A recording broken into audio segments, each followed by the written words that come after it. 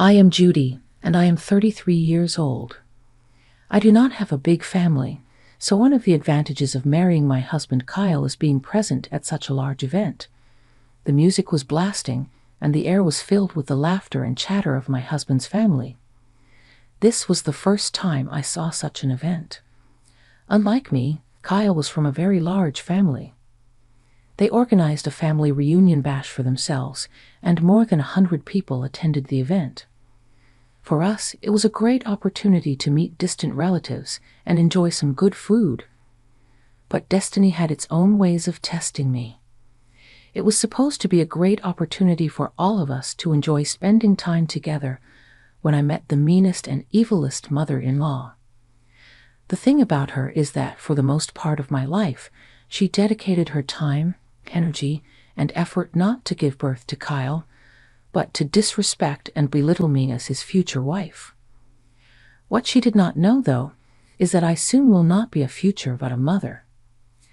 Our journey to my motherhood was long, hard, dotted with numerous doctor's appointments and ruined hopes. What made things worse is that Hannah was twisting my misfortune into my face every time she got a chance. She came up to me at the bash and said, "Judy, my dear, you are still not pregnant.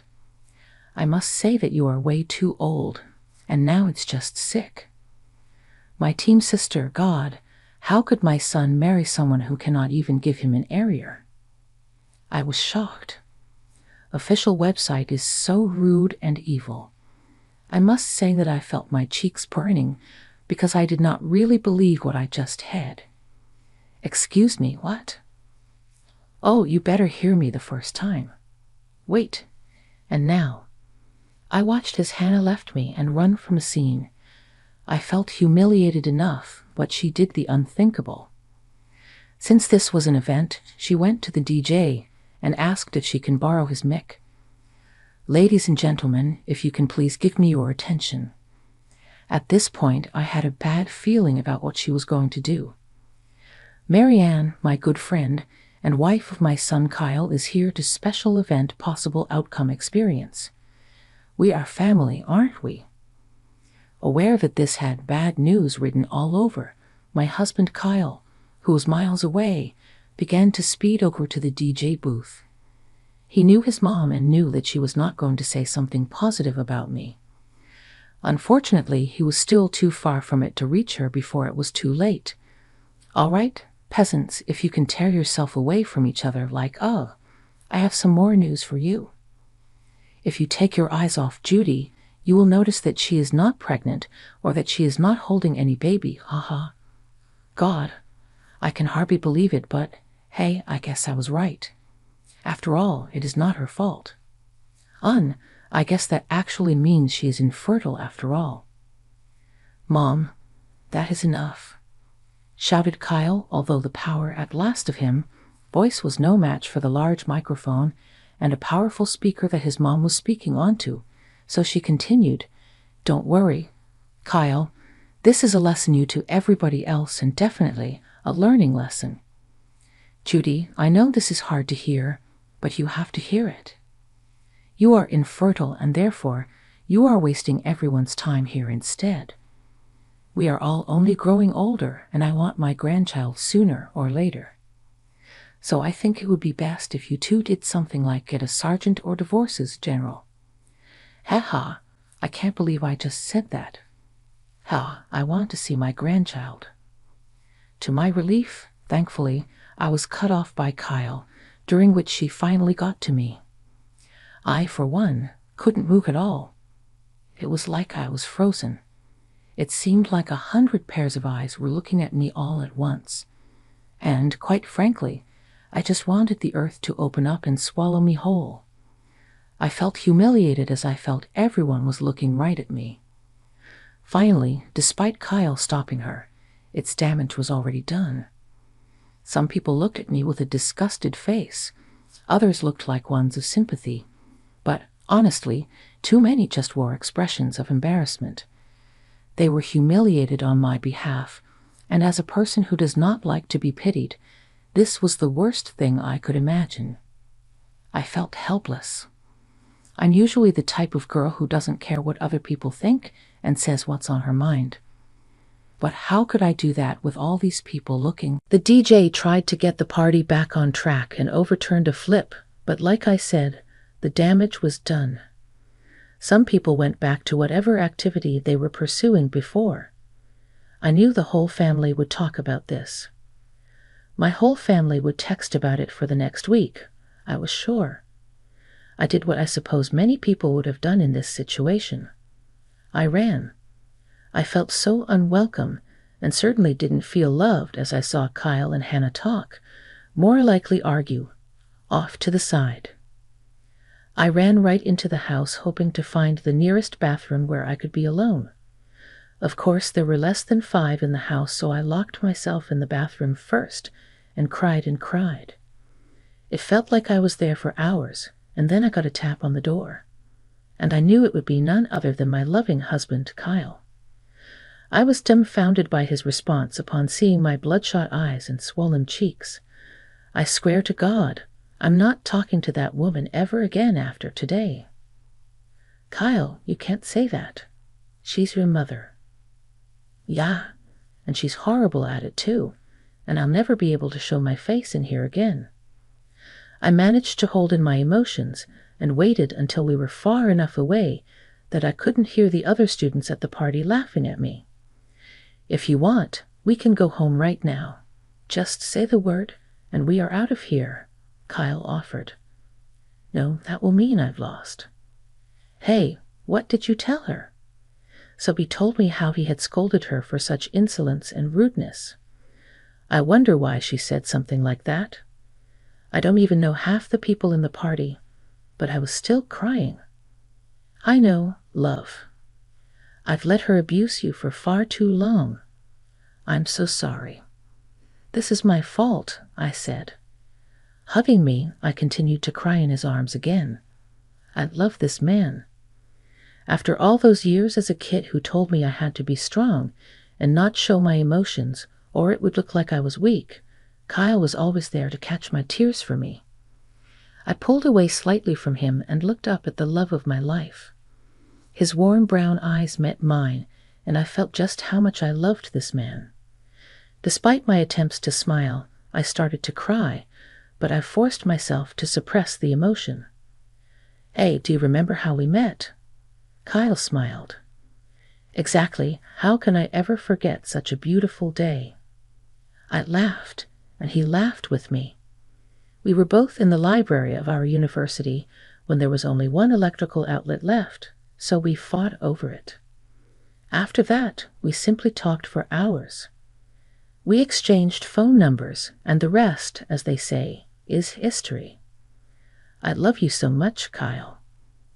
I love you too, Judy, more than anything in this world. And if you need us to go home, then please let me know. This party is dead anyways after that stupid stunt my mother pulled. Kyle, do you remember when we found out? He nodded, a pained look flashing into his eyes. We were trying so hard, and I thought that maybe it was me who was infertile. But finding out it was you, that was even worse. I could have handled it if it was me, you know. I was prepared. But you're so perfect. I never expected it to be you. I never wanted it to be you. I'm so sorry. I know, babe. It was a tough time for us both, but we got through it together. And we'll get through this too. Kyle, look at me. That's when I saw it, the love my husband had for me, and knew we weren't in this alone. Kurt says you should tell her the truth. What? No way. I should have just been honest with the family about everything. I had no idea my mother harbored this kind of resentment towards us for not having kids yet. And worse yet, she automatically assumed it was your fault. It was stupid to keep any of it secret to begin with. If I would have just told her it was my fault from the beginning, then none of this would have happened. Kyle, don't beat yourself up.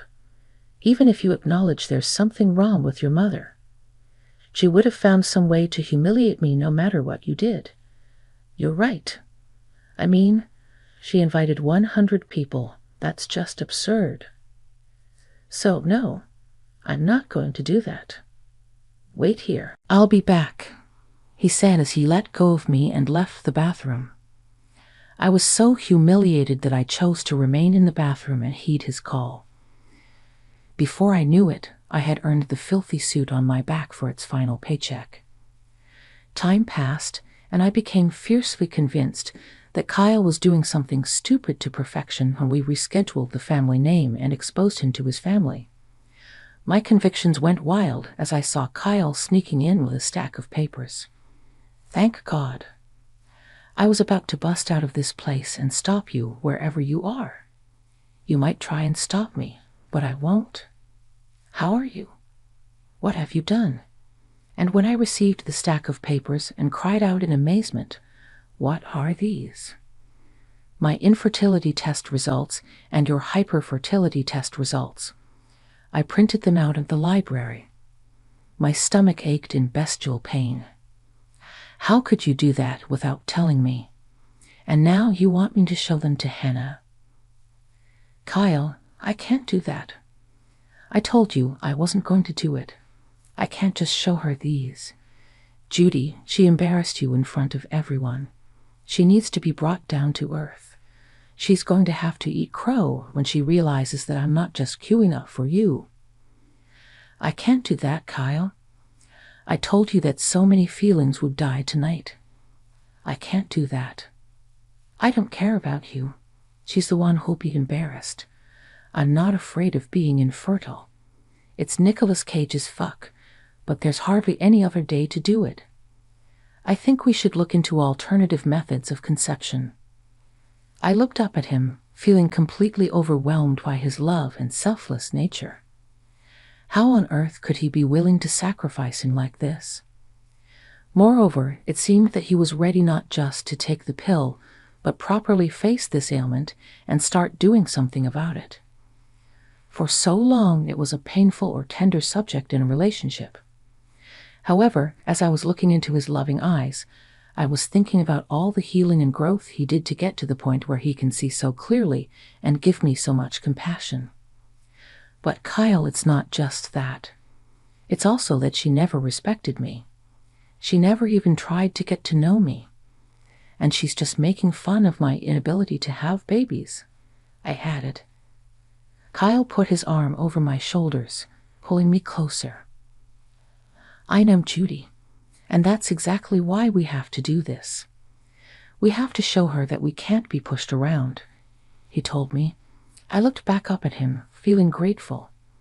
We went to meet the crowd outside. It was funny how everyone just seemed to go back to having fun. Little did they know that there's more chaos waiting for all of us. I gave Kyle one more, "Are you sure?" look, and he reassured me with an inviting nod as he led me to the very same place where I felt embarrassment only hours ago. Kyle took the mic and stood in the center of the people. "Attention everyone, we have something to say," he shouted, and for the second time that evening, people turned their heads towards the booming voice. My wife was wrongfully attacked, and to make matters worse, it was conducted in a fairly mean way a few hours earlier. Now she'd like to provide her own take on the subject. Kyle presented me with the mic. I felt my breath catch in my throat. I looked over the crowd and locked eyes with one person. That was Hannah, and she was staring at me in complete and utter disgust as she was approaching our booth. Hello everyone, for those privileged enough to know or hear me speak. I'm Kyle's wife and Hannah's daughter-in-law. I'm sorry, but the words I'm about to say have already been said. I started. But before I finished, Hannah began approaching us from a short walk from our booth. Surprisingly, rather than being more scared, I found my confidence and anger were increasing. I got tired of her disgusting comments about me that were stunting me from growing and becoming confident. Kyle was right. I needed to man up and shut her up once and for all. That's it, Hannah said without even approaching our booth. I was surprisingly taken by my own fierce demeanor, she says. This is not the time to interrupt me. You were allowed to say anything you wanted to. And now it's my turn, she said, and I was left surprised and silent. So, thank you. I only wanted to say one statement. I didn't need to say what she said. However, I am an advocate for the truth. Behind your back and share my opinion, whatever it may be, whether it is something very touching and private that I must keep to myself. I will say it then. I said as I faced Hannah. So you think I'm pathetic and cannot birth a baby? Well, here's some news. It's your son. Kyle is the one who can't have children. These are the papers. Kyle can provide them to whoever wants them. He held the documents, and Hannah was furious. A murmur spread through the crowd, undoubtedly followed by a gasp. I glanced at Kyle, making sure he was fine, then found out he was giggling and grinning, amazed at everyone's response. However, my mother-in-law, though, had the funniest look on her face. The hall became silent, and everyone's sight was just on us. Hannah's face went pale as though I had just slapped it out of her. What are you saying? I mean, no, that's impossible. Oh, but that is true, in fact, a high fertility rate, I said. There were more gasps and murmurs on the floor. This was something out of a movie. I don't even know what to say, Kyle. Why didn't you tell me? Well, maybe I just was not ready. It is a sensitive issue, and I know you wouldn't have said that to me. Still, I wouldn't have just revealed the whole thing in front of you. Therefore, it was clear to make this reveal in front of all of you. You humiliated my wife, and I had to set things. Kyle, I'm sorry. No, begged Judy. However, it seemed that Kyle had just asked her to recite the Bible using King James Version. She started very reluctantly. Kyle never stopped chanting the word, and even took the mic from my hand and continued chanting. He just kept on chanting, and slowly but surely the rest of the crowd followed suit, with all of them insisting Hannah apologize for the evil words. Because she was too proud, even the pressure from a whole mob of family members couldn't sway her from her disdain for me. I'll do no such thing. She doesn't deserve it. Even if I was incorrect about the fertility thing, why didn't she just say it? It's her fault for not clearing up the air earlier, and now she wants to embarrass me. People began to boo her like she was a terrible music artist performing a terrible set. Feeling embarrassed on her property, she ran inside the house, attempting to escape the judgment that was being passed. The story doesn't end there, folks. We resumed the festivities while Hannah spent the rest of the event held up in her room. So, several aunts and uncles made attempts at luring her out of her room, but to no avail. She was stuck in her pride, and it was leaving a sour taste in people's mouths. Nonetheless, we enjoyed the rest of the reunion with various family members, both known and extended, approaching Kyle and me, commending us on our bravery. Some people were glad we finally put that woman in her place, and others didn't know the extent of her maliciousness reached this far. We ended the evening being closer. It truly felt like a big old happy family reunion by the end, which I was so grateful for. After the family reunion fiasco, I was exhausted and drained. But the next day, we received a call from one of Kyle's aunts. She said that the family had a meeting and agreed that they wouldn't include Hannah in any future family events until she apologizes.